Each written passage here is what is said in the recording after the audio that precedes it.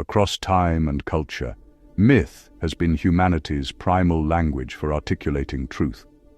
Long before theology and philosophy refined the tools of abstraction, myth bore the weight of existence, encoding memory, identity, and aspiration in forms that could be remembered, reenacted, and passed on. Myths were not fanciful diversions from the world. They were how the world became legible. They shaped the contours of emotion and meaning long before they were systematized by reason. People did not need to understand myths analytically to believe them, because myths were not primarily objects of belief, but vessels of recognition. One did not learn a myth. One remembered it, felt it, participated in it. The mythic imagination, anchored in surface recognition, emotional encoding, narrative simplicity, symbolic familiarity, and communal repetition, was a system of intuitive intelligence. It made the ineffable tangible through pattern. Stories of descent and return, sacred kingship and suffering, death and renewal did not need commentary to be effective. Their power lay in dramatic sequence and symbolic archetype. To witness or retell the myth was to undergo transformation. It worked not by convincing the mind, but by aligning the self with the cosmos through aesthetic and ritual resonance. And yet, for all their formative power, the mythic traditions bore limitations. They were born from particular landscapes, tied to local cults, seasonal rituals, and untranslatable cosmologies. Their symbolic systems, while potent, were often self-contained. What meant healing in one tradition might signify danger in another. Without a shared symbolic grammar, myths fragmented. Their very power, their emotional immediacy and symbolic ambiguity, became a liability when transplanted or reinterpreted. As traditions multiplied, their symbols diverged. The same sun god might illuminate one people's path and burn another's city. Myths became parochial, often beautiful, sometimes profound, but rarely interoperable. It was not by accident that this changed. It was not the Torah itself that made myth legible. It was human beings, trained in both symbolic narrative and textual analysis, who recognized the Torah's capacity to do so. The Torah was not simply a sacred story or law code. It was a symbolic system of staggering depth, recursive, self-referential, numerically precise, and open to endless recombination. Through techniques like chiasm, typology, genealogical framing, and legal patterning, it encoded a logic of interpretation that could structure myth without flattening it. Crucially, a set of thinkers, some scribal, some prophetic, some visionary, saw the opportunity to consciously integrate the mythic patterns of the mystery religions into the semantic lattice of Torah. They were not merely recording history, they were engineering a symbolic synthesis. The Christ narrative was their masterwork, not a random hybrid of Jewish apocalyptic hope and Hellenistic mystery cult, but a deliberately constructed interface, fusing the emotional virality of godman myths with the interpretive architecture of Torah. Within this Torahic structure, the symbols of myth were not discarded, but realigned. The serpent retained its mythic potency, but was placed in ethical context. The flood reappeared, but no longer as capricious cosmic reset. It became an act of moral discernment. Sacrifice was reimagined, not as arbitrary bloodletting, but as covenantal communication. The story of exile and return became national memory and personal mirror. And through patterns of repetition, inversion, and fulfillment, mythic material was woven into a narrative system that could both transmit and interpret itself. The result was not the suppression of mystery, but its maturation. Torah preserved the vertical power of myth, the descent of the divine into human story, but embedded it in horizontal continuity, a lineage, a law, a liturgy. What emerged was a new kind of mythos, emotionally recognizable, symbolically structured, and interpretively stable. It could be shared, debated, copied, extended, because it had grammar, it had rules, it could teach. This project was not about resolving contradictions, but rendering them meaningful. By placing the mythic godman into the framework of Torahic time, Abraham to David, exile to Messiah, covenant, law, sacrifice, temple, they made it possible for myth to speak in a universal tongue. They preserved symbolic intensity while enabling semantic expansion. The Gospel was not written to replace Torah, nor to merely retell myth. It was written to bind them into a single field of intelligibility. What follows is not a historical chronicle, but a logical reconstruction, a series of triads tracing how this integration was performed across symbolic stages. Each triad represents a moment of synthesis, where mystery narrative, Torahic structure, and the Christ story converge, not randomly, but as part of a design.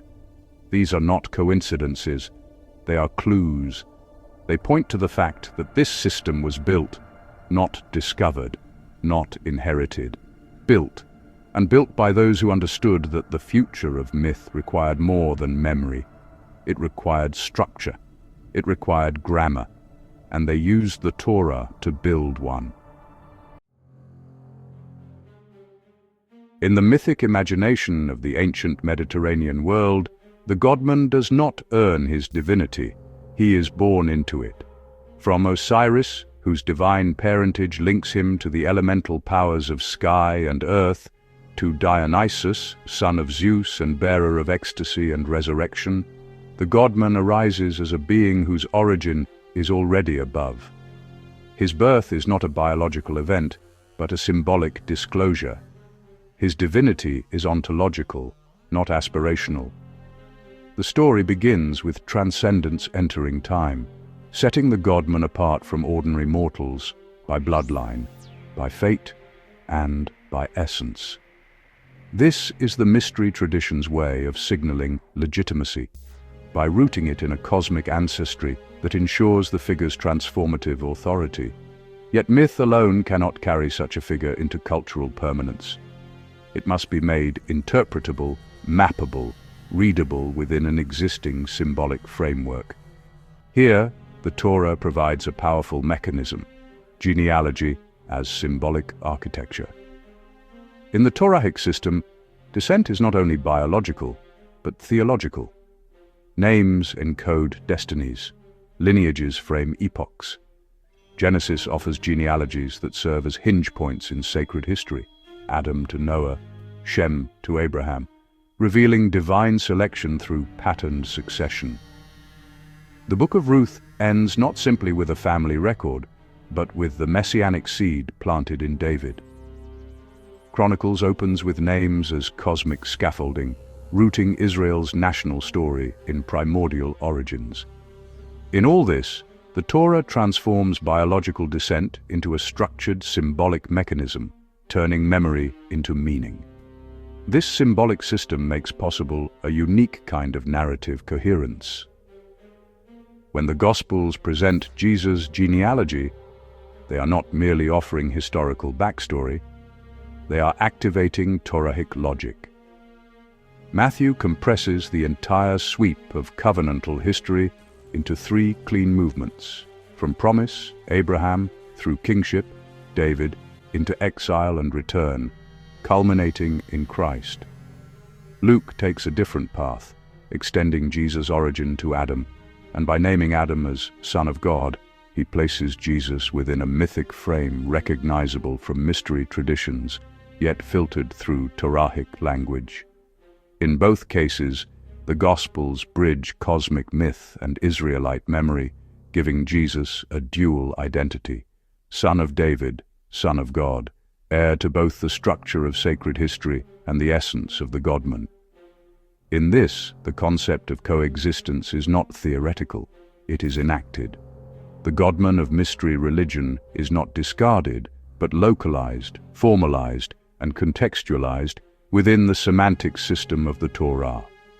The Jesus narrative emerges not as a foreign import, but as a saturated convergence, mythic identity framed in legal symbolic continuity, creating a figure who is both the fulfillment of sacred pattern and the expression of mythic truth. The result is a story that can resonate across domains, emotionally potent, structurally sound, and semantically coherent. Divine lineage becomes the first stable point where the viral narrative of the godman, the interpretive machinery of the Torah, and the emergent Christian story coexist without contradiction, mutually reinforcing, symbolically harmonized.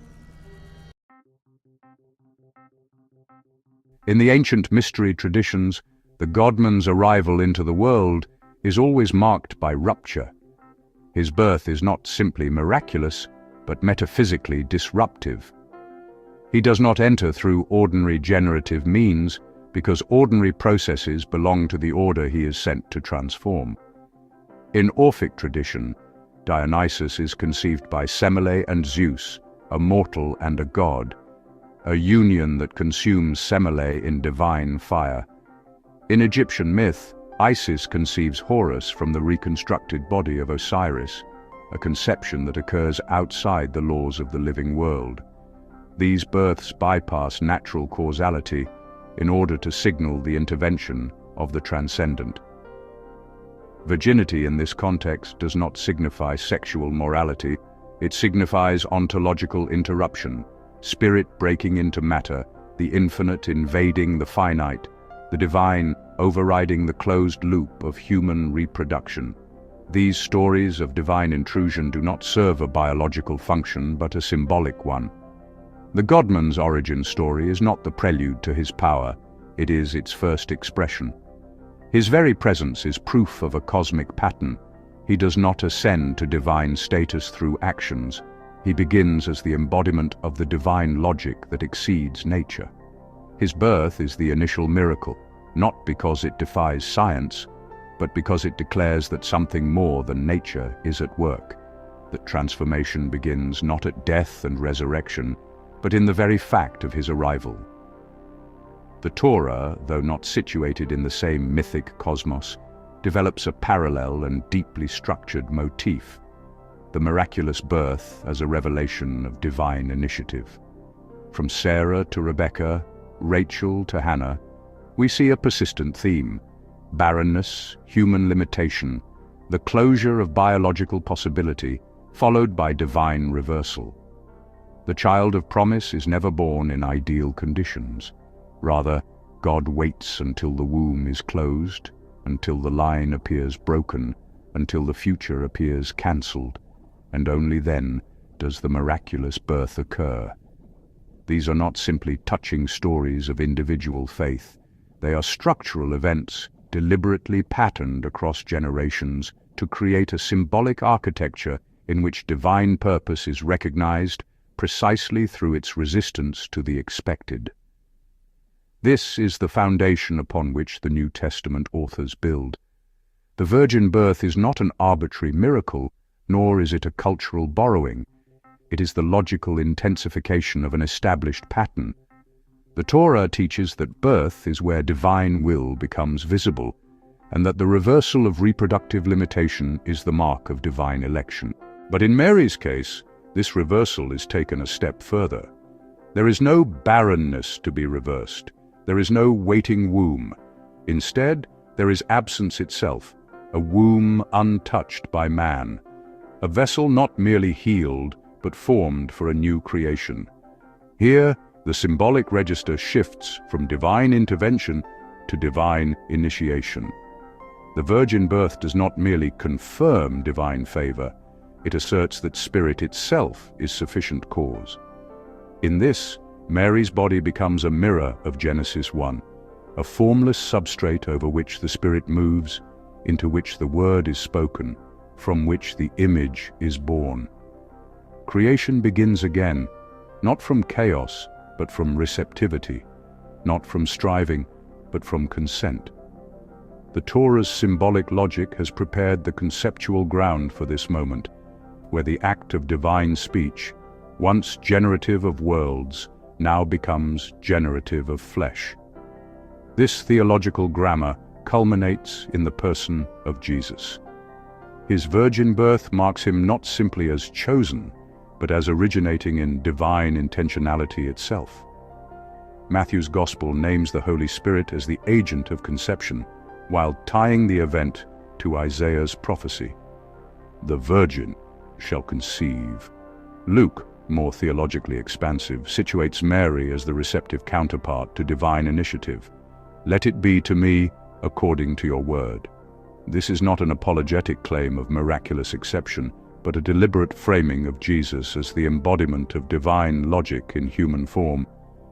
What is reinforced here is not merely a belief, but a symbolic worldview, that the godman's birth expresses his identity, that the Torah's stories teach us how to read divine intervention in the language of human continuity, and that in Jesus, these two strands meet in a birth that is both mythically resonant and structurally coherent.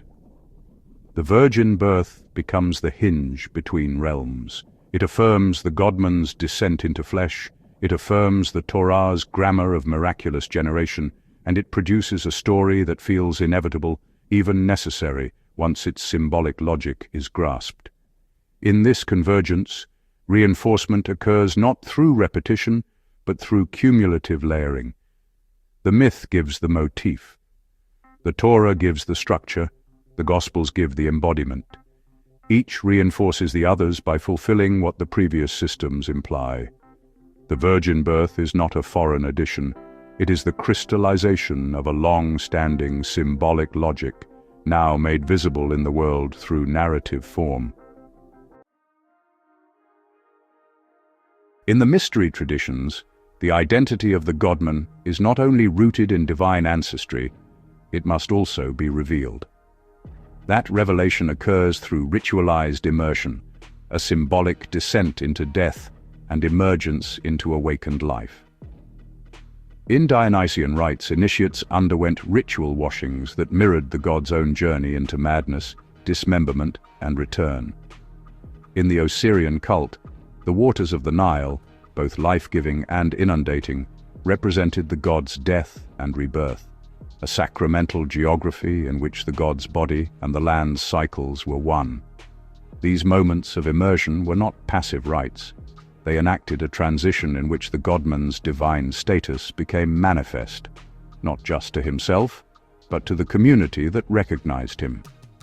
The ritual wash was not purification for sin, but the epiphanic threshold where hidden truth became revealed presence. Water, in these traditions, is never merely symbolic. It is liminal space, a womb and a tomb, a veil and a mirror. To descend into water is to enter the underworld, and to rise is to emerge as more than what you were. The godman is not made divine by this act. He is disclosed as divine. The ritual does not create the identity. It causes its unveiling. The Torah, in its own idiom, develops water not as metaphor, but as structural grammar, a logic of boundary and transformation. In Genesis, the Spirit hovers over the waters before the first creative act. In the flood, water becomes divine judgment and purification, undoing and resetting the world. At the Red Sea, Israel is delivered from bondage through a sea path opened by the breath of God. At the Jordan, they enter their inheritance through water again. Each passage through water in Torahic narrative marks a liminal crossing. From chaos to cosmos, from slavery to covenant, from wilderness to promise. Ritual laws in Leviticus and Numbers prescribe washings not merely for physical cleanliness, but for status transformation. A move from unclean to clean, from death-adjacent to life-ready. Water, then, is the agent of transformation not in itself, but through its placement within sacred sequence. The act of passing through water signifies divine movement, God acting to reorder the world and the self. When Jesus approaches John at the Jordan, every layer of this symbolic structure is activated. The Jordan is not a neutral site. It is the exact location of Israel's first entry into the land. John's call to repentance is an invitation to recross that threshold, to turn, to return, to begin again. Jesus' baptism is not simply personal submission. It is the symbolic condensation of national memory and mythic pattern. His descent into the water mirrors Israel's own descent into history, and his emergence marks the start of a new creation. The descent of the Spirit, like a dove, recalls the Genesis spirit over the waters and the post-flood dove bearing an olive branch to Noah, a sign of peace and beginning. The voice from heaven, "You are my beloved Son," evokes Psalm 2, a coronation psalm, signaling Jesus not only as Son of God, but as kingly heir of divine purpose. Here, Torahic symbolism reinforces mystery structure. Baptism becomes the causal point at which all interpretive threads converge. From the mystery side, the ritual immersion reveals the hidden divinity in dramatic fashion. From the Torahic side, the act repeats and fulfills the pattern of transition and divine calling embedded in sacred history. Together, these systems cause the narrative logic of sonship to emerge, not invented, but disclosed. This leads seamlessly to the Gospel's presentation of Jesus' baptism as a public revelation of his true identity. Culturally, the scene functions as a staged initiation. The godman, veiled until now, is brought into the open by symbolic ritual.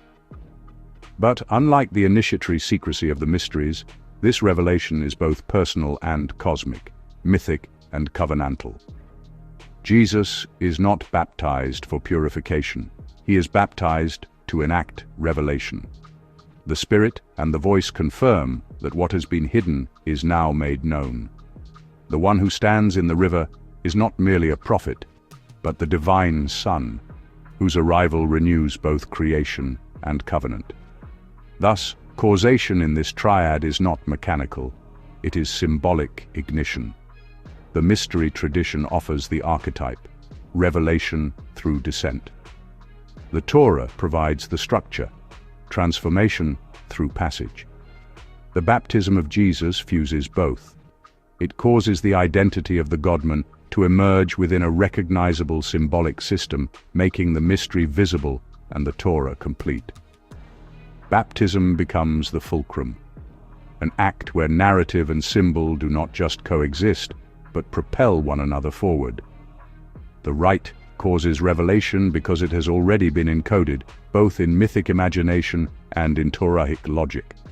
The godman steps into water, and out emerges the Son, named, recognized, revealed. In the mystery traditions, the godman's path is never linear. His identity is not built through steady ascent, but revealed through radical disintegration. Dionysus, in the Orphic mythos, is torn limb from limb by the Titans, his body scattered, his essence preserved only in fragments. His madness, his wandering, his instability are not weaknesses. They are thresholds. He must lose himself to become himself. Osiris, betrayed by his brother Set, is dismembered and hidden in pieces throughout Egypt. His death is not final. It is preparatory.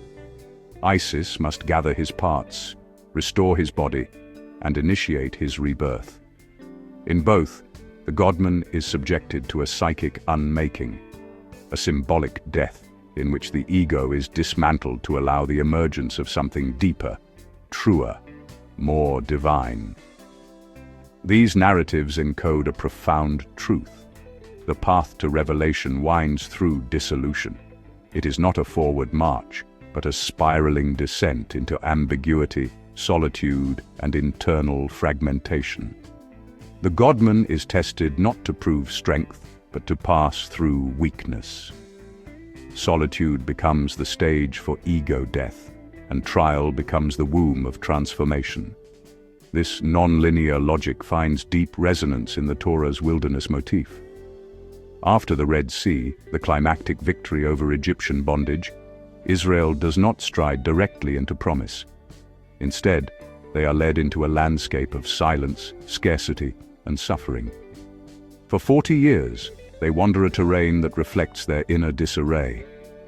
The miracles of Exodus are replaced by tests: hunger in the desert, Exodus 16, thirst at Meribah, Exodus 17, rebellion against divine leadership, Numbers 14, and the idolatrous longing of the golden calf, Exodus 32. These are not distractions from the journey. They are the journey. Deuteronomy 8 reveals the logic. The wilderness was meant to humble and test Israel, to teach them to live not by bread alone, but by every word that comes from God. It is in the failure of Israel that their true condition is exposed, and the need for a new kind of obedience is revealed. In this framework, the wilderness is not a detour. It is a necessary disorientation. It interrupts progress to expose desire, identity, and trust. Like the shattered godman, Israel in the wilderness is pulled apart so that a new people might emerge, one shaped not by nostalgia for Egypt, but by covenant. Jesus' 40-day fast in the wilderness is the recapitulation and convergence of both these symbolic systems. It directly mirrors Israel's national trial, compressing 40 years into 40 days. The temptations he faces are not random. They are thematic reenactments of Israel's wilderness sins: the demand for food, bread from stones, the testing of God's faithfulness, throwing himself down, and the lure of false worship, kingdoms in exchange for allegiance. His resistance is surgical and symbolic.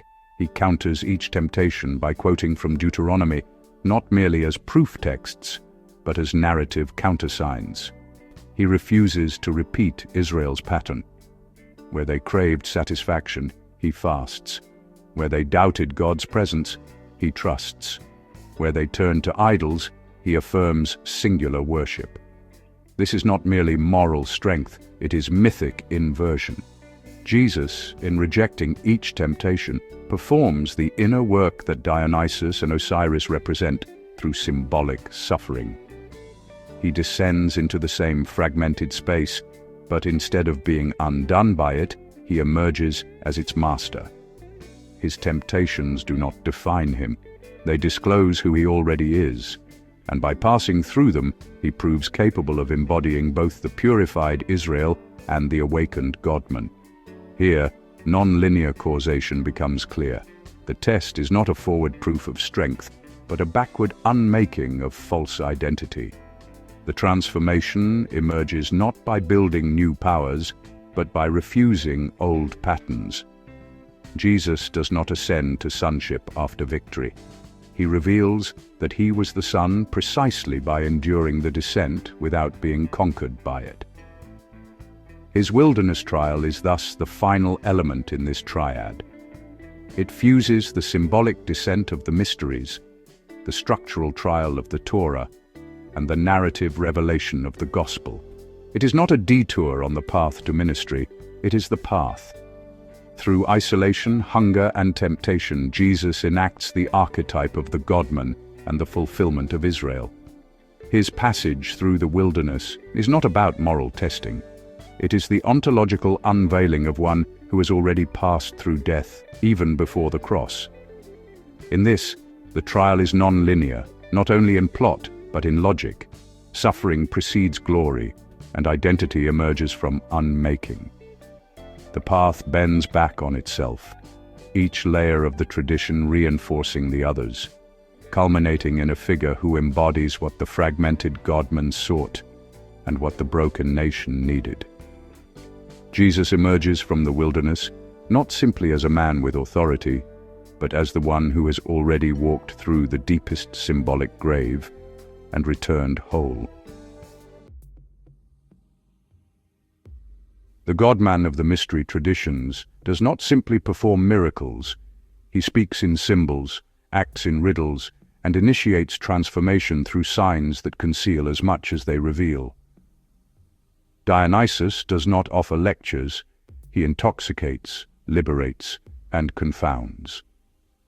His miracle at the wedding feast, water transmuted into wine, is not just an act of abundance, but a symbolic reversal of order, a signal that spirit now saturates matter.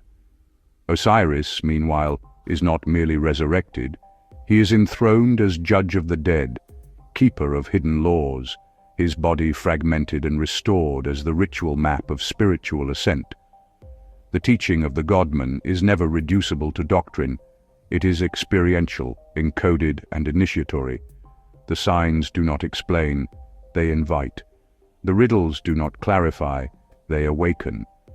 Inclusion in this world means initiation, to see past the visible into the real.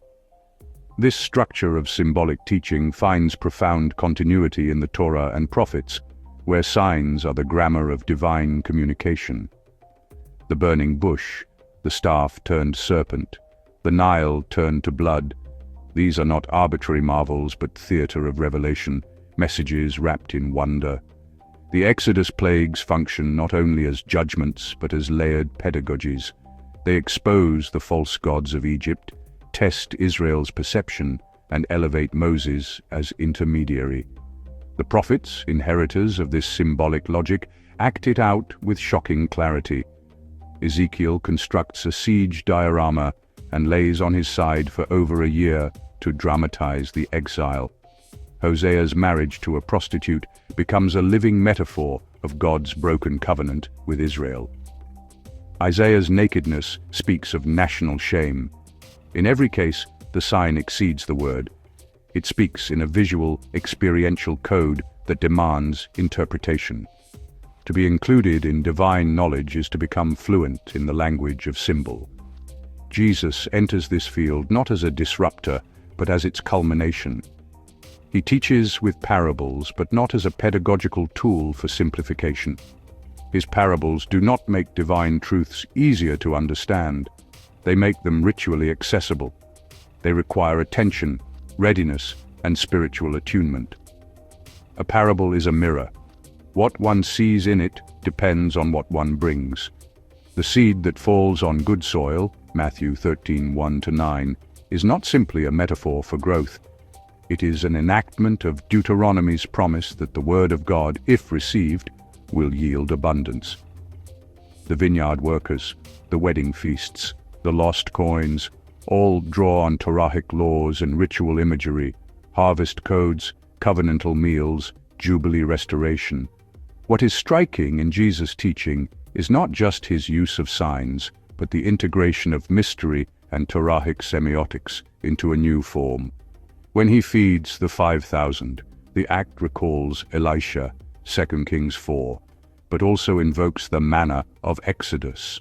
Yet unlike either, Jesus breaks the bread with his own hands.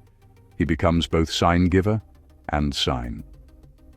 When he heals the blind, it is not merely fulfillment of Isaiah, it is a metaphorical initiation, an opening of the eye of understanding.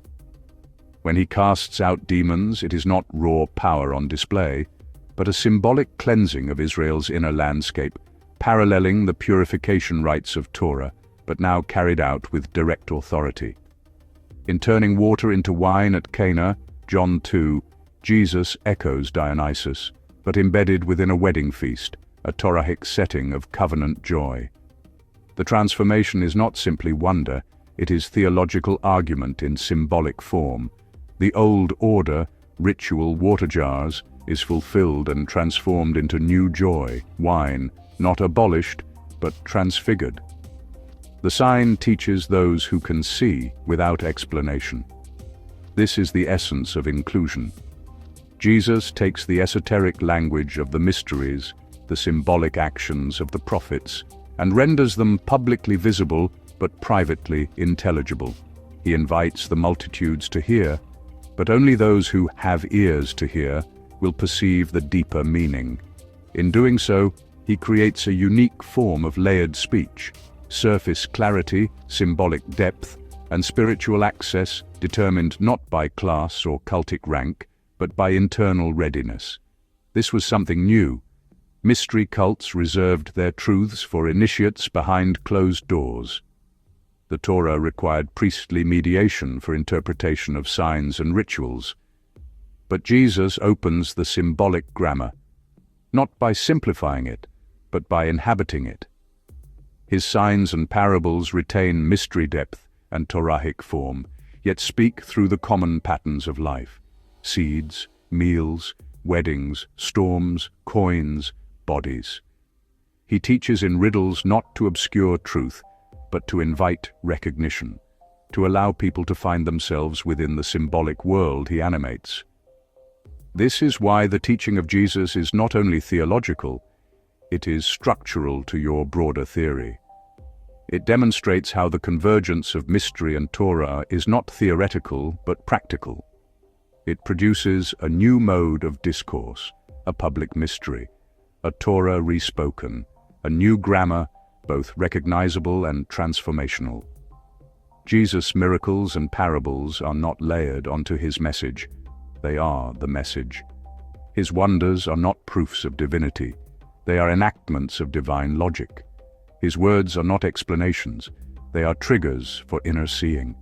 The godman teaches with signs, the Torah prepares the mind to interpret signs, and Jesus is the one who makes that interpretation happen, drawing mystery into the light and bringing Torah into the heart.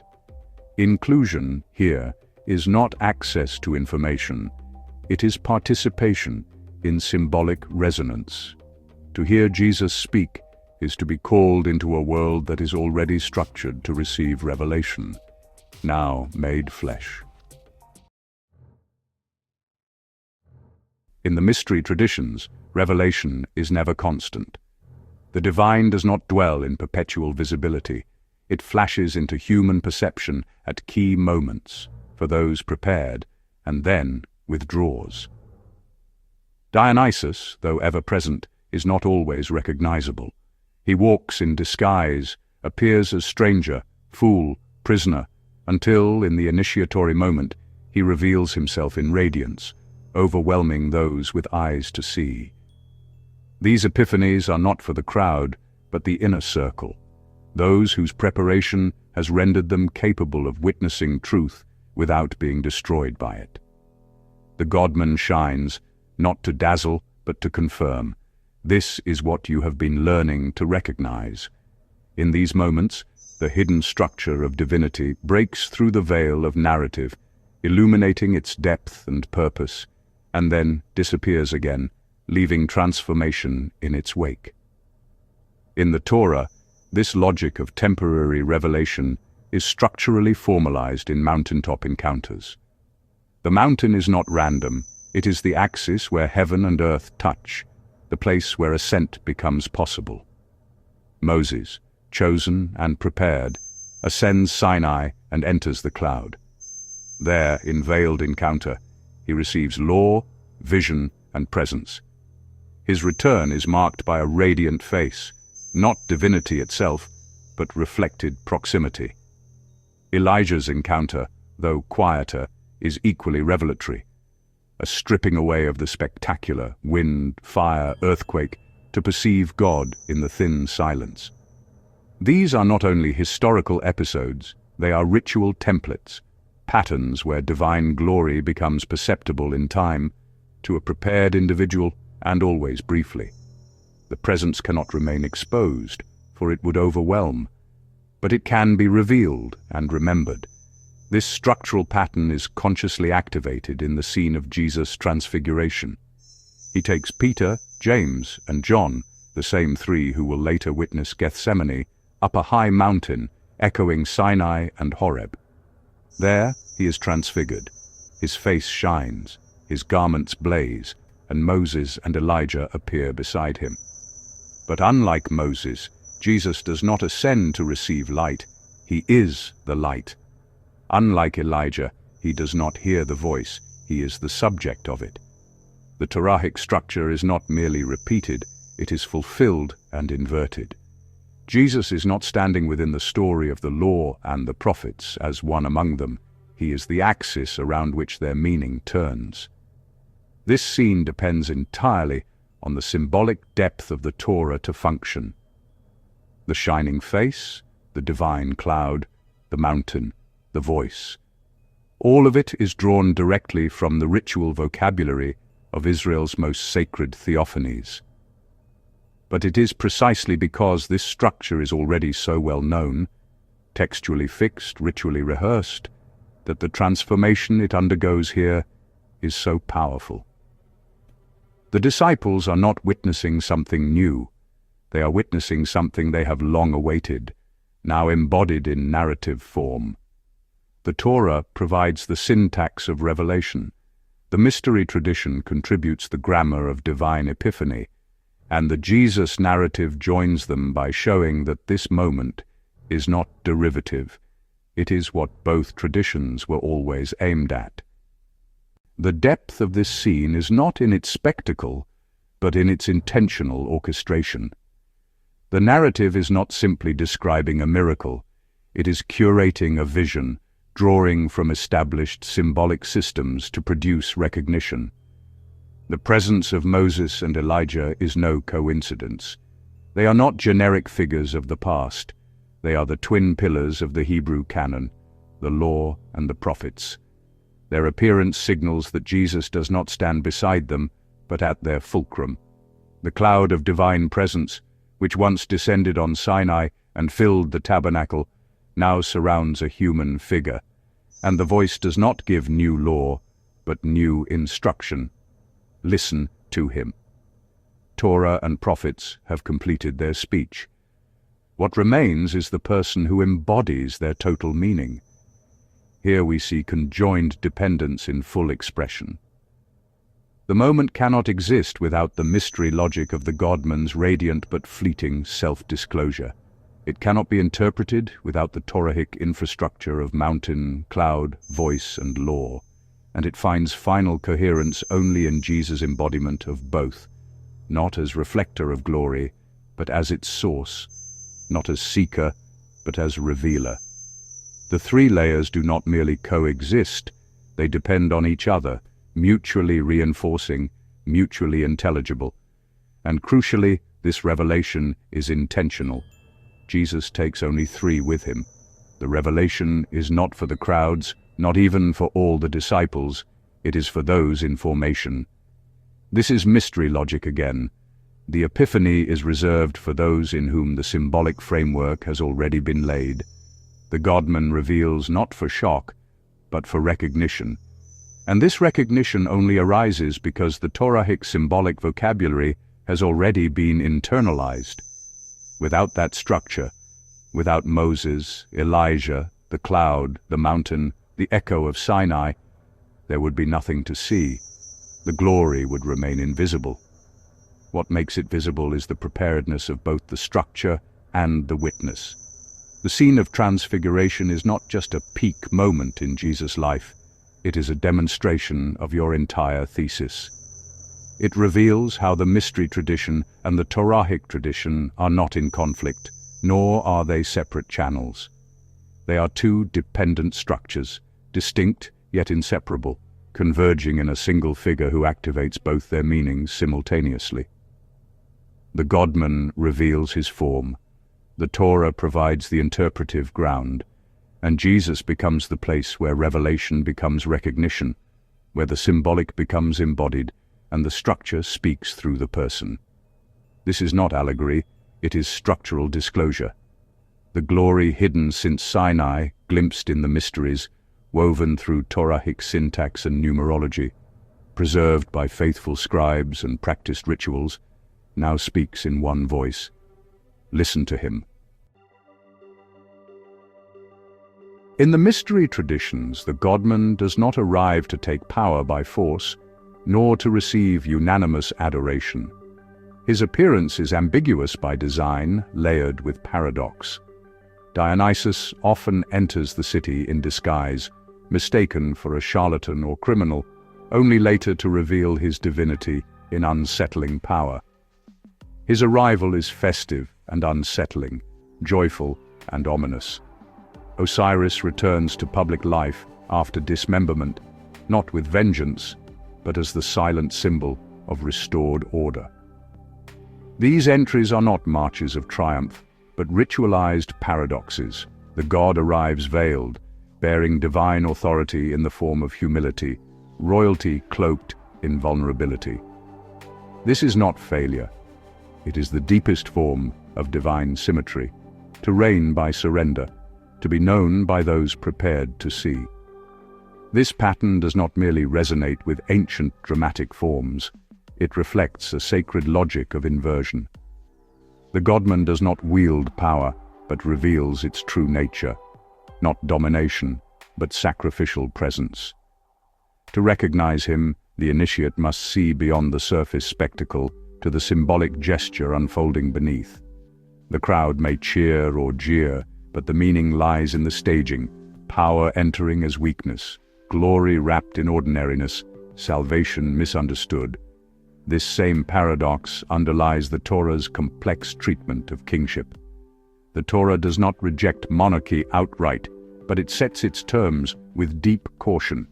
In Deuteronomy 17, the ideal king is not a conquering warrior, but a student of the law, one who does not exalt himself, but writes and reads Torah daily. The first national request for a king in 1 Samuel 8 is met with divine sorrow. They have rejected me as king.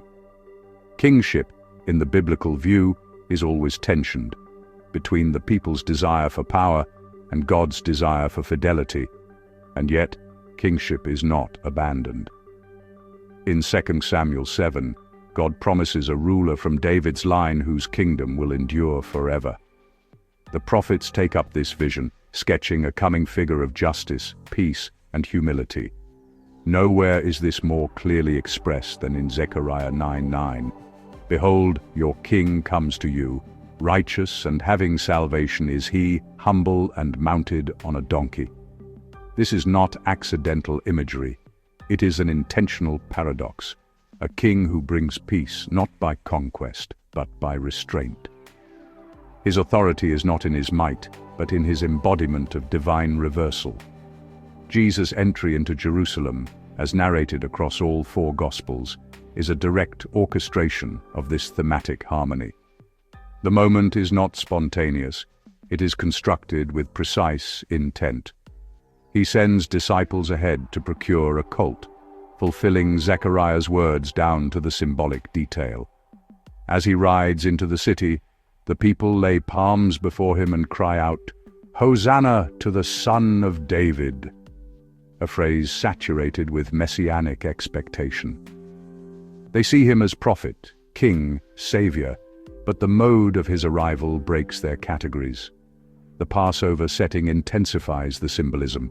This is the season of liberation from Pharaoh, the memory of divine deliverance. The entry is not just historical, but liturgical. The king comes as the people remember what it meant to be set free. But this time, the deliverance is not from empire, but from illusion. Jesus does not ascend a throne or raise an army. He rides a beast of burden, a donkey, not a war horse, and weeps over the city, declaring that its inhabitants do not understand the things that make for peace. Luke 19:42. He accepts the acclamation of the crowds, but does not perform the political revolution they desire. His triumph is symbolic, not military. His kingdom is not imposed, but revealed, and only to those who can read the signs. This moment is a living synthesis of mystery epiphany and Torahic symbolism, and its power lies in their intentional fusion. The city sees a popular prophet. The initiated see the fulfillment of royal inversion. The donkey recalls Solomon's peaceful coronation, 1 Kings 1. The palms echo the joy of Sukkot, and the route into Jerusalem replicates ancient pilgrimage. But all of this is inverted. The one who enters is not coming to rule over the city, but to offer himself to it. The ritual is not spectacle. It is a performed prophecy, whose meaning is accessible only through the symbolic tradition that frames it. Here, harmony emerges not through balance, but through symbolic tension resolved in form. The godman's paradoxical entrance harmonizes with the Torah's ambivalent kingship and the prophetic vision of a humble deliverer. Jesus' enactment of this moment is a convergence, not of concepts, but of systems, bringing mystery drama, Torahic narrative, and prophetic expectation into a singular ritual performance. The harmony is in the structure. The expectations that had been seeded through centuries of text, symbol, and ritual now find their interpretive key. This is the power of narrative harmonization, made possible by the Torah's depth and constancy. The fixed pattern, the law and the prophets, the liturgical cycle, the symbolic lexicon, provides the stable architecture that Jesus uses to encode his message in action. Without the Torahic background, the donkey is merely curious, the palms festive. But with it, they become messianic triggers, signals to the prepared mind that something deeper is unfolding. Thus, Jesus' triumphal entry is neither triumph nor tragedy. It is ritual harmony. The godman reveals himself in paradox. The Torah provides the structured grammar of royal reversal, and the crowd becomes the liturgical stage upon which the final revelation begins to unfold. The king has come not to claim power, but to show what power is when fully harmonized with humility, symbol, and sacrifice. In that gesture, the entire narrative logic of divine kingship, once scattered across myth and lore, is made visible in one moment. One man, one ride into a city that does not yet know what it is seeing. In the arc of the mystery traditions, the godman cannot reach his final transformation without betrayal. But this betrayal is never a disruption of the story. It is the turning point, the moment where the symbolic structure turns inward on itself. The betrayer is always close. Set is Osiris's brother. The Titans draw Dionysus in with the allure of play. These are not acts of mere treachery. They are ritualized rejections from within, signaling that the transformation to come will emerge not in spite of intimacy, but because of it. The godman must be disowned by the very order he embodies, delivered by the familiar into the unknown, for only then can the veil between appearance and essence be torn. This moment in mystery drama marks the unbinding of identity. Until now, the godman has taught, healed, revealed. But now, his charisma falters, his allies scatter, his presence is questioned. He becomes not divine, but disposable. It is precisely this collapse of ordinary recognition that makes the transformation real. Betrayal is not an error. It is the necessary gesture that unmasks the superficial face of social coherence, exposing the fragility of the world the godman came to transform. Trial follows, not as pursuit of justice, but as a ritual performance of rejection, allowing the community to formally transfer its tension, guilt, and denial onto the body of a chosen figure. This pattern is deepened and formalized in the Torah's legal and prophetic grammar. Deuteronomy lays out procedures for judgment, emphasizing the need for multiple witnesses, Deuteronomy 19:15, rigorous testing of claims, and communal responsibility. But alongside this procedural clarity, the prophetic voice continually exposes the perversion of justice, courts that condemn the innocent, rulers who exploit the law, false witnesses who silence the righteous. Isaiah, Amos, and Micah all depict a system where law has become ritualized injustice, a structure that maintains order by expelling its contradictions onto the vulnerable. More than that, the Torah embeds sacrificial substitution into its very heart. On the Day of Atonement, 2 goats are chosen, not distinguished by merit or fault, but by fate, Leviticus 16. One is released, the other bears the collective guilt of the people. This is not merely a cultic requirement, it is a ritual logic. The community's brokenness must be borne by someone. Zechariah sharpens this pattern. 30 pieces of silver is paid for a shepherd who has been rejected, thrown into the temple as a sign of contempt. Zechariah 11:12-13. These patterns form a symbolic structure in which betrayal, injustice, and sacrifice are not deviations from covenant, but revealing lenses through which the community confronts itself. When Jesus is betrayed and tried, the gospel narrative draws these traditions together with full symbolic intentionality. Judas is not a minor actor. He is the necessary insider, fulfilling the Zecharian price of contempt. His betrayal sets the stage for what must happen, not because he is evil, but because this is how the godman must be revealed, from within, not from without. Jesus is not seized by strangers, but by friends, in the dark, in the garden, echoing Eden's loss and Israel's recurring rebellion. The trials that follow are not legal in any conventional sense. They are ritual exposures. Before the Sanhedrin, Jesus is condemned by false witnesses. Before Pilate, he is handed over despite declared innocence. He is silent through it all, echoing Isaiah 53. Like a lamb led to the slaughter, he opened not his mouth. Every irregularity is purposeful. It confirms that the system is functioning not to discern truth, but to expel the unbearable presence of the godman. Nowhere is this clearer than in the crowd's choice between Jesus and Barabbas. The name Bar Abbas means son of the Father. Two sons stand before the people, one representing violent rebellion, the other spiritual disruption. The crowd chooses to release the familiar scapegoat, the one who fits their expectation, and to condemn the one who reveals their inversion. This is Leviticus 16 in narrative form. One is released into the wilderness, the other is sacrificed. But unlike the goat, Jesus is not a passive vessel. He willingly enters the logic, allowing the symbolic system to run its course, not to affirm it, but to transform it from within.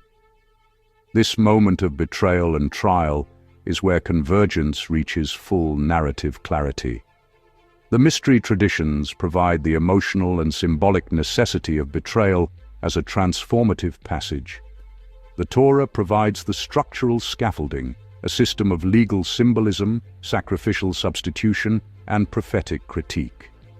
The Gospels render both into living ritual, where betrayal is not just expected, but required, where trial is not to establish guilt, but to reveal the failure of the system to recognize the godman in its midst.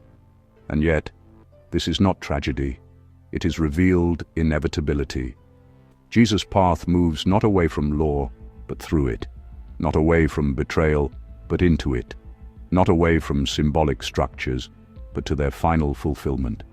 The collapse of recognition is not the end of meaning, it is its opening. The godman must be handed over, the structure must pronounce guilt, the innocent must become the bearer, and only when all parts have done their work, ritual, narrative, law, symbol, can the transformation begin.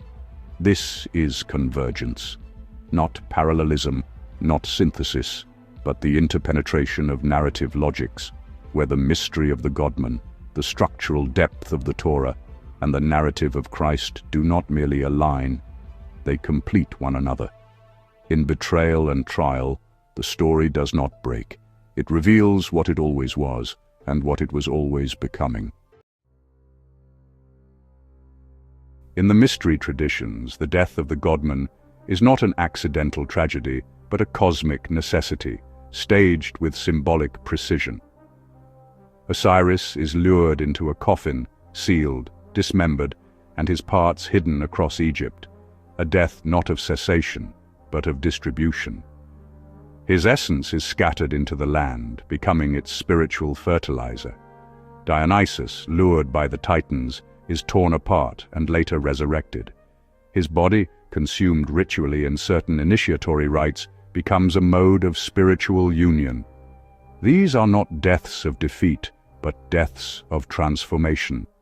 The godman's body becomes the world, and his suffering becomes the path through which the initiate is reborn. The death is public, ritualized, and deeply communal. The godman's fragmentation allows for his universal presence. This mythic logic views death not as end, but multiplication. The godman's voluntary surrender, his refusal to resist destruction, is the means by which his divinity becomes accessible to others. Initiates are not merely spectators. They participate in the death symbolically, identifying with the godman's loss of ego, self, and boundary. Death is thus the alchemical threshold. Through fragmentation, the divine becomes universal. No transformation is possible until the godman is broken and offered. The Torah provides the structural vocabulary that renders this mythic grammar into covenantal logic. The sacrificial system of Leviticus is not rooted in violence but in offering. The korban, literally drawing near, is the death that reconnects, the blood that bridges. Life is returned to God through structured death. The blood, called the life of the flesh, Leviticus 17:11, becomes the currency of atonement. Sacrifice is not destruction, it is communication. Every detail matters: the species, the blemish, the sprinkling of blood, the handling of flesh. All are symbolic enactments of ordered surrender. The Passover lamb intensifies this structure. Its blood shields, its death liberates. It is eaten communally, its bones unbroken. Exodus 12:46. Its function both protective and constitutive. The death of the lamb gives birth to the nation. Isaiah 53 then transposes these sacrificial themes onto a human figure, the suffering servant, pierced for others, silent before his accusers, bearing the iniquities of many. Here, the sacrificial victim becomes personal, ethical, and eschatological. Death becomes not just transactional, but redemptive. Yet the Torah also encodes a darker side of execution. Deuteronomy 21:22, 23 identifies hanging on a tree as a curse. This links death by suspension not merely to guilt, but to covenantal fracture, a visible sign of divine judgment. This is crucial. It opens the interpretive space where a death may be both condemned and transformative, both curse and cleansing. The structure does not collapse under this tension. It holds it, preparing the ground for combination. In the gospel crucifixion narrative, these threads are woven tightly together. Jesus is not executed at random, but at Passover, the feast of redemptive death. He is presented as a lamb, silent, bound, led outside the city, Hebrews 13:12, his bones left unbroken, John 19:36, his blood poured out as a new covenant, Matthew 26:28. The narrative makes no attempt to secularize the event. From the Last Supper to the cross, the language is sacrificial, ritual, and intentional. Jesus is crucified on a wooden cross, explicitly fulfilling the Deuteronomic imagery of being hung on a tree. Paul invokes this directly. Christ redeemed us from the curse of the law by becoming a curse for us. Galatians 3:13. This is not a contradiction.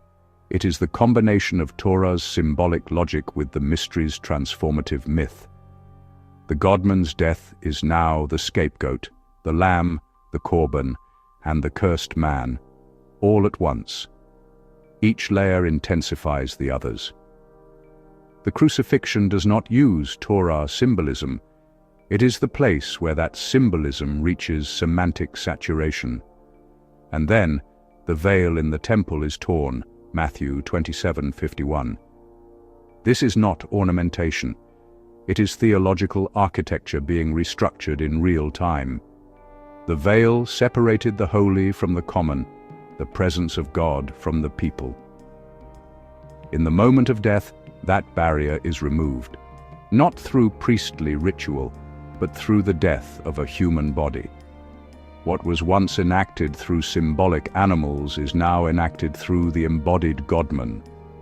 The mystery and the law have merged. Death has become disclosure.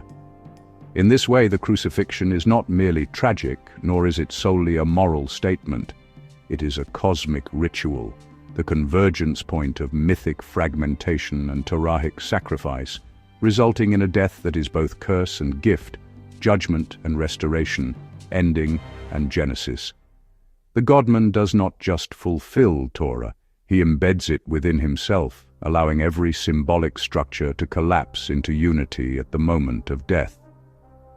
This is combination, not synthesis through similarity, but the coexistence of opposites within a single act. The godman dies ritually, mythically, and legally, scattered like Osiris, consumed like Dionysus, sacrificed like the lamb, condemned like the criminal. His death is at once an indictment of the world and the means by which that world is restored. And so, the crucifixion becomes the most densely layered symbolic event in the narrative. It is the mirror of every mystery death, the realization of every Torahic pattern, and the unveiling of a new logic of presence. That the divine can be broken without being diminished, poured out without being lost, cursed without ceasing to bless. In his death, Jesus is not erased. He is everywhere, now fragmented into memory, word, ritual, bread, and blood. The godman dies so that the pattern may live, not abstractly but within the structure of those prepared to see, remember, and enact. In the mythic pattern of the godman, death is not the end. It is a threshold, and what follows is descent, not into oblivion, but into the hidden realm beneath appearance. Osiris, once slain, becomes lord of the underworld, reigning in the silence beyond sight. Dionysus, after dismemberment, is said to enter Hades, a symbolic underworld from which he returns bearing knowledge and authority. These descents are not degradations, they are ritual completions, the godman passing into the most concealed strata of existence in order to fill all space, even death, with presence. In mystery rites, this phase corresponds to the dark night of transformation. The initiate, like the godman, must pass into absence, silence, suspension. There is no action here, only waiting, but it is an intentional waiting, a stage in which the ego dissolves and the new self gestates. The godman, now broken and buried, becomes seed, and like seed, he must fall into the ground and die, so that new life can emerge. Descent is not a side note to the myth. It is the axis of its transformation. Without it, resurrection would be a return. Because of it, resurrection is reconstitution. The Torah encodes this phase with equal precision. The world after death is Sheol, the pit, the place of shadow and silence. Psalm 88 describes it with haunting clarity. I am counted among those who go down to the pit, cut off from your care. Yet even in this absence, there is covenantal structure. Joseph's journey to greatness begins with a descent into a pit, Genesis 37. Not merely geographical but symbolic. Jonah, thrown into the sea and swallowed by a great fish, prays, From the belly of Sheol I cried, and you heard my voice. Jonah 2:2. His time within the fish is both judgment and protection, exile and sanctuary, a place where nothing moves visibly, yet everything changes. Torah law reinforces this concept structurally. After contact with death, the person is not immediately clean, they must wait. Leviticus 22:6-7. Purity comes not just through ritual, but through time hidden, time apart. The seed, central to the Torah's agricultural imagination, must vanish beneath the soil before it bears fruit.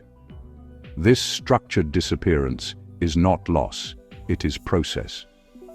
The Torah thus teaches that concealment is active, that the most profound transitions happen out of sight, in realms the eye cannot see. Jesus' burial is presented in the Gospels not as an ending, but as the beginning of descent. The attention to detail is striking. A new tomb, hewn from rock, a stone rolled across the entrance, guards posted, Sabbath rest enforced. Everything slows. The narrative pauses, but not to vacate meaning. Instead, it enters ritual time. Jesus' 3 days in the tomb are not narrative downtime, they are symbolic descent. He explicitly compares his death to Jonah's descent. Just as Jonah was 3 days and 3 nights in the belly of the great fish, Matthew 12:40. This is not a simile, it is a framing device, training the reader to understand burial as initiation into transformation. Later tradition, codifying what the narrative implies, declares, "He descended to the dead." This is the recognition that the tomb is not a waiting room, it is the womb of the new creation. The godman does not vanish in defeat, he goes deeper, entering the structures of death itself, not to escape them, but to inhabit and invert them. He fulfills the role of the hidden seed, the scapegoat exiled beyond the camp, the silent one waiting in Sheol. His burial becomes a ritual recapitulation of Torahic descent logic and mystery incubation. This is association, the stage at which the patterns align across domains. The godman's descent into the underworld, the Torah's grammar of silence, waiting and burial, and the Gospel's deliberate framing of Jesus' burial as symbolic participation in those patterns, all converge. What appears still and empty is revealed to be saturated with process. Meaning is not absent, it is concealed in depth, where only those attuned to the symbolic logic can recognize it. Importantly, this descent is intentional. Jesus chooses to enter the tomb, just as he chose to embrace death. The sealed stone, the guarded entrance, the Sabbath rest, all function as theater of stillness, designed not to delay the story, but to bring its symbolic machinery to its quiet peak. The reader is not meant to pass over this scene, but to descend with it, to sit in the silence, to wait in the dark, to feel the weight of transformation happening in secret.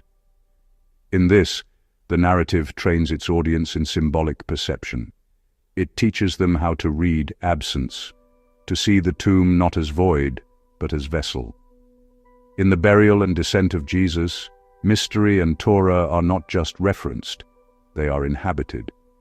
Death becomes sacred space, and the realm of silence becomes the final domain, touched by the godman's presence. This is the logic of transformation brought to its full depth. Nothing is left untouched. Not only life, but death.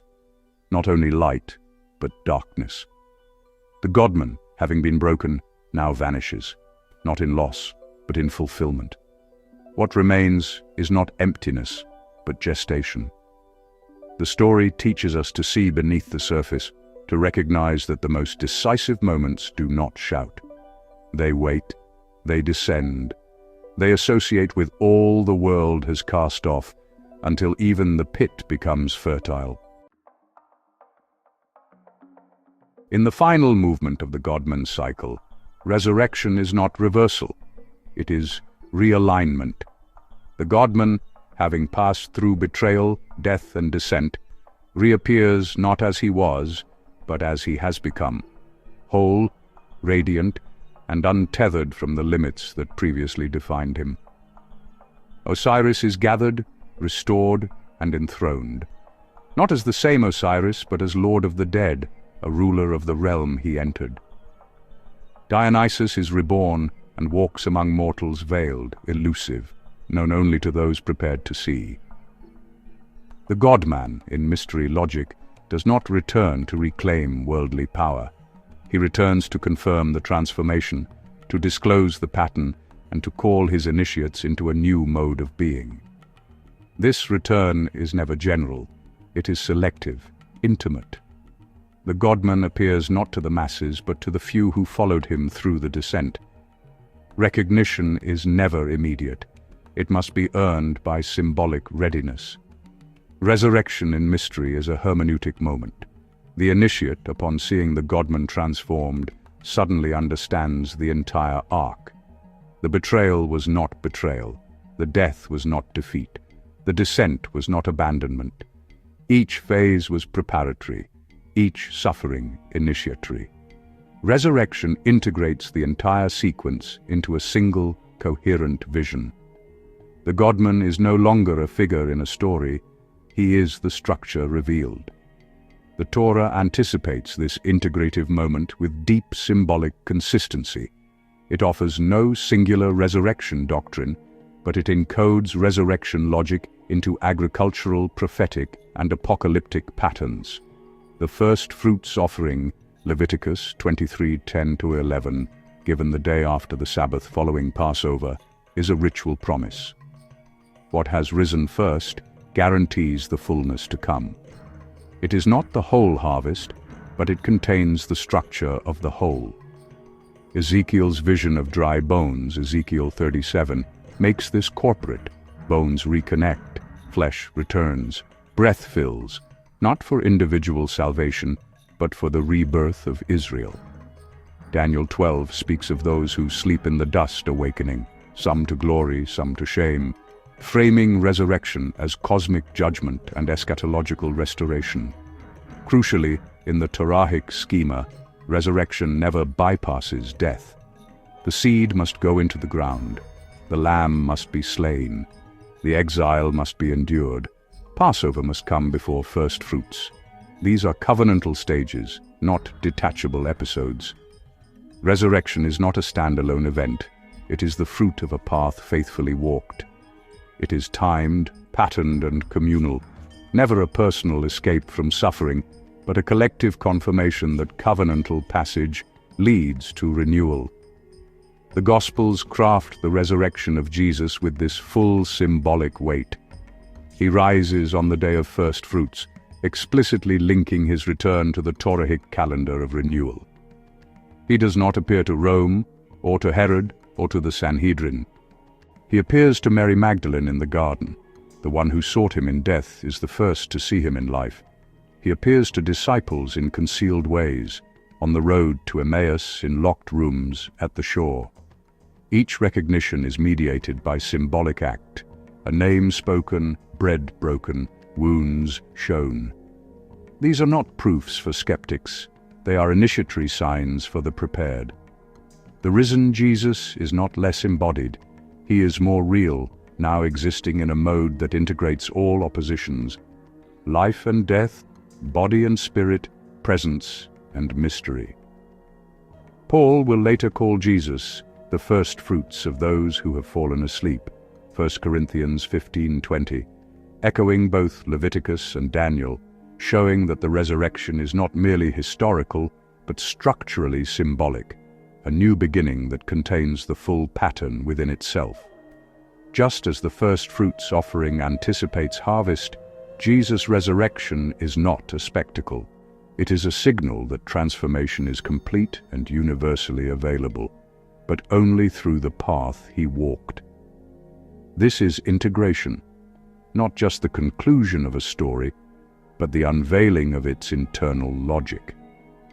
The resurrection resolves not the tension between life and death, but the tension between narrative and structure. It shows that the godman myth and the Torahic system were never in conflict. They were two lenses viewing the same architecture. In the resurrection of Christ, these are joined, myth fulfilled, law completed, symbol embodied. Importantly, resurrection in this context is not merely metaphysical, it is interpretive. It teaches the audience how to read the entire narrative retroactively. The crucifixion was not failure, it was sacrifice. The silence of the tomb was not absence, it was gestation. The betrayal was not breakdown, it was unveiling. Resurrection grants access to the pattern in its entirety, allowing each event to be reread in light of its integration into the whole. And this rereading is not passive, it invites participation. Just as the mystery initiate identifies with the godman's descent, the one who hears the gospel is now called to live within the resurrected logic. To die with Christ is to live with him. To enter the symbolic structure is to be reshaped by it. Resurrection becomes not only a promise, but a paradigm. Transformation through pattern, life through structure, glory through descent. Thus, resurrection is the final stage not because it ends the narrative, but because it transcends it. It is the point at which narrative becomes architecture, where event becomes paradigm, and where the integration of mystery, Torah and Gospel becomes fully visible. The godman returns, but now as the pattern itself, unveiled and embodied. And those who have walked with him through the stages, betrayal, death, burial, now see at last not just the man, but the meaning made flesh. What we have traced is not the layering of one tradition atop another, but the unveiling of a structure that was always forming, a deep, recursive pattern in which mythic narrative and sacred law were converging long before they were named in unity. Christianity, when understood through the lens we have followed, emerges not merely as a new religion or a cultural synthesis, but as a semantic event, the manifestation of a symbolic interface that binds emotional activation with structural precision, narrative virality with interpretive depth, human longing with encoded transformation.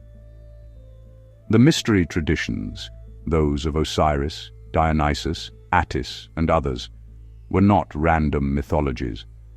They were the distilled expression of internal human transformation, made external through ritualized narrative. They succeeded because they mirrored the journey every soul undergoes: descent into suffering, fragmentation of identity, death of the old self, and return in altered form. These myths were viral not because they were shallow, but because they were psychoactive. They did something to the hearer. They operated as activation sequences, initiation keys hidden in narrative time. The godman did not simply teach, he embodied the pattern of death and rebirth. But these narratives, while potent, were semiotically unstable.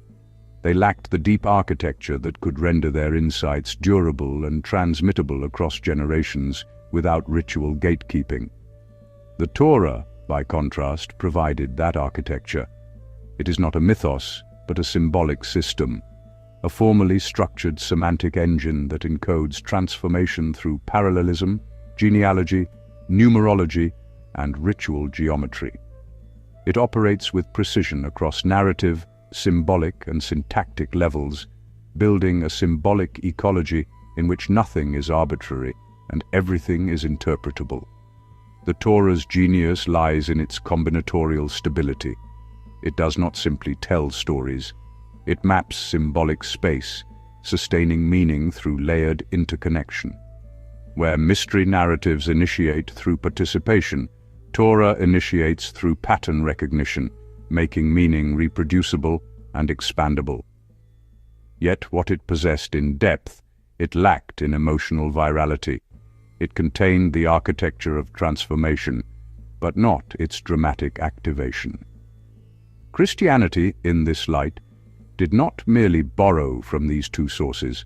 It conjoined them into a recursive interface, one that allows myth to be interpreted and law to be felt. It took the emotionally resonant structure of the godman myth and embedded it within the interpretive machinery of the Torah. The Gospels do not imitate mythology, they index it. They do not imitate Torah, they animate it. Jesus is not simply a character in a new narrative. He is the symbolic vessel in which narrative activation and semantic decoding become simultaneously possible. His genealogy activates the structure of sacred descent. His signs and parables encode mystery logic into Torah grammar. His baptism, trial, death, burial, and resurrection each mirror a known mythic pattern while fulfilling a precise structural logic established in the Hebrew text. Each stage of the Christ narrative functions as both narrative event and symbolic operator. The betrayal enacts covenantal inversion. The trial exposes the perversion of justice already encoded in prophetic critique. The crucifixion fuses the sacrificial system with mystery fragmentation. The burial reframes absence through the Torah's logic of incubation, and the resurrection integrates the entire sequence, not by undoing death, but by showing how every prior stage was preparation for symbolic rebirth. This is not storytelling, it is semantic convergence, achieved not by removing contradiction, but by layering meaning until contradiction becomes resolution. What Christianity accomplished then was to render a viral myth legible within a stable symbolic system, creating a structure where emotional resonance and formal logic reinforced each other. The result was not syncretism, but integration. Christianity became a symbolic interface, a living grammar in which those steeped in either tradition could see, perhaps for the first time, the deep logic of their own stories fulfilled and transformed. It did not erase its predecessors, it recursively fulfilled them, reconfiguring them through mutual intensification. This is why the Jesus narrative has endured, not because it demanded belief in improbable events, but because it embodied a semantic structure capable of translating transformation itself. It offered not new content, but a new mode of coherence, a way to see the inner architecture of meaning revealed through the convergence of mythic suffering, Torahic logic, and narrative embodiment.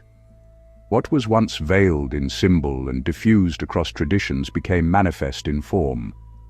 The godman rose not only from the tomb, but from the fragmented symbolic landscape of the ancient world, newly integrated into a single, iterable, and transmissible pattern.